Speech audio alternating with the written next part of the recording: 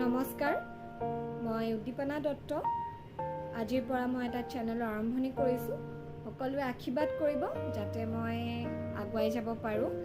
মোৰো এটা চেনেল খোলাৰ বিৰাট ইচ্ছা আছিল, হেঁপাহ আছিলে। মই ইউটিউবত যেতিয়া বেলেগৰ চেনেলবোৰ চাওঁ বিৰাট ভাল লাগে চাই, তেওঁলোকে কথা কোৱাৰ ষ্টাইল যিবোৰ দেখায়, কিন্তু চবৰ এটা এটা নিৰ্দিষ্ট থিম থাকে যে মই এইটো থিমৰ ওপৰত দেখাম বা, কিন্তু মোৰ এনেকুৱা একো স্পেচিয়েল থিম নাই। চ' মই মানে খুলিম বুলিতো বহুত দিনৰ পৰাই ভাবি আছিলোঁ, লকডাউনৰ আগৰ পৰাই চাগে, কিন্তু মই ভাবি পোৱা নাছিলোঁ যে থিম কি ল'ম। তো কথা পাতিলোঁ ফেমিলিৰ লগত, চবে ক'লে থিম বুলিবলৈ একো নাই, নিজৰ যি ইচ্ছা সেইটোৱে দিব পাৰে। তো মই চাকৰি সূত্ৰে থাকোঁ দিল্লীত। তো মই আজি মন্দিৰ গৈছিলোঁ, কৃষ্ণ মন্দিৰ। চ' ওচৰতে আছে, মোৰ ঘৰৰ ওচৰত। তো তাৰে অকণমান যিখিনি দেখাব পাৰোঁ আপোনালোকক সেইখিনি দেখাইছোঁ, যাতে সকলোৱে চায়। আৰু যদি মোৰ চেনেলটো অকণমান হ'লেও ভাল লাগে আপোনালোকৰ, তেতিয়াহ'লে লাইক এটা কৰি দিব, শ্বেয়াৰো কৰি দিব, পাৰিলে ছাবস্ক্ৰাইব কৰি দিব।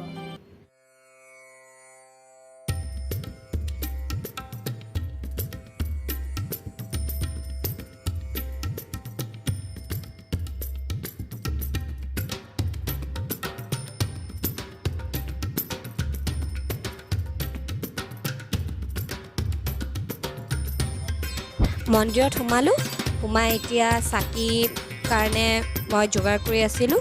চাকি আৰু তলৰ পৰা ফুলৰ দোকান এখন পালোঁ, অকণমান ফুলো কিনি আনিলোঁ। মন্দিৰটো বিৰাট ধুনীয়া। কৃষ্ণ মন্দিৰ বুলি নহয়, স্পেচিয়েলি প্ৰত্যেকজন ভগৱানৰে আছে মূৰ্তি। তো ইয়াতে পূজাৰী সুধিলোঁ, বন্ধ আছিলে মন্দিৰটো। তাৰপৰা পূজাৰী সুধি ক'লে যে চাকি জ্বলাব পাৰিব। সোমালোঁ।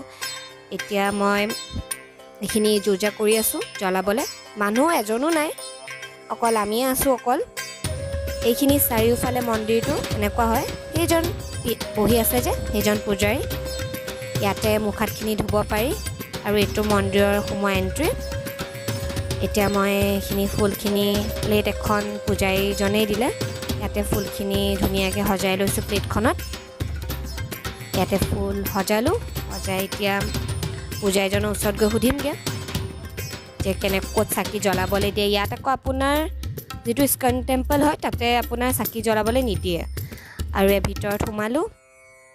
ইয়াতে মই এতিয়া এয়া কৃষ্ণ ৰাধা মূৰ্তি, ইয়াত লাড্ডু গোপালো আছে। বিৰাট ধুনীয়া লাড্ডু গোপাল কেইজন, মোৰো আছে লাড্ডু গোপাল।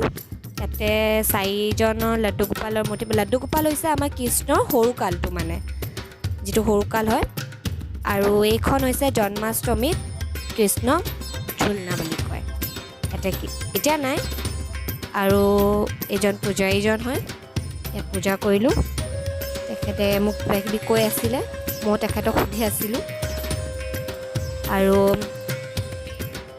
আপোনাৰ নৰ্মেলি এনে ভিতৰত এনেকৈ চাকি জ্বলাব নিদিয়ে, বাহিৰতে দিয়ে, কিন্তু কোনো নথকাত চাগে মোক ভিতৰত জ্বলাবলৈ দিলে নেকি চাকি। ইয়াতে মই জ্বলালোঁ আৰু চাকিটো। আৰু ধূপ আকৌ বাহিৰত, ভিতৰত আপোনাৰ ধূপ থোৱাৰ ব্যৱস্থা নাই, ধূপখিনি থ'ব লাগে বাহিৰত। আৰু ইয়াতে এইটো মন্দিৰটো প্ৰত্যেকজন আছে। এইটো ছাইডত মানে মোৰ এইটো ছাইডত আছে, আৰু এইখিনি হৈছে মন্দিৰৰ আগফালৰ। আপোনাৰ এইটোৰ ফালে যায় আলকনন্দা মাৰ্কেট, আৰু তাৰ লেফ্ট হেণ্ড ছাইডত যায় আপোনাৰ ৰঘুনাথ মন্দিৰ আছে। আৰু এই মন্দিৰ দুটা মাজত। মন্দিৰটোৰ পৰা উভতাৰ পথত দেখিলোঁ এই ৰাস্তাটোত কেইবাটাও মন্দিৰ আছে। আহি থাকোঁতে দেখিলোঁ এইটো এটা চাৰ্চ হয়, তাৰ কাষত এটা আছে, এইটো হৈছে চাউথ ইণ্ডিয়ান মন্দিৰ, বালকৃষ্ণ মন্দিৰ হয়। আৰু আগলৈ আছে আপোনাৰ এই ৰাস্তাটোত একে ছাইডত বুদ্ধ বিহাৰ আৰু ৰঘুনাথ মন্দিৰ, গোটেইকেইটা একেলগে আছে। মানে মই যোৱা মন্দিৰটো আছে এইটো ফালে। আৰু 2 কপি ফটো এড কৰি দিছোঁ ইয়াতে, এইটো কপি মন্দিৰৰ ভিতৰত, এই কপি মন্দিৰৰ বাহিৰত। মোৰ ভিডিঅ'বোৰ কেনেকুৱা পায় সকলোৱে জনাব, কমেণ্ট কৰিলে ভাল লাগিব, যাতে মই আগুৱাই যাব পাৰোঁ। দৰকাৰ হ'লে বেয়াই বনাওঁ বাৰু, তথাপিও ভাল লাগিছে বুলি ক'ব, এটলিষ্ট মোৰ মনটোৱে ভাল লাগিব, কাৰণ আশা আছিলে।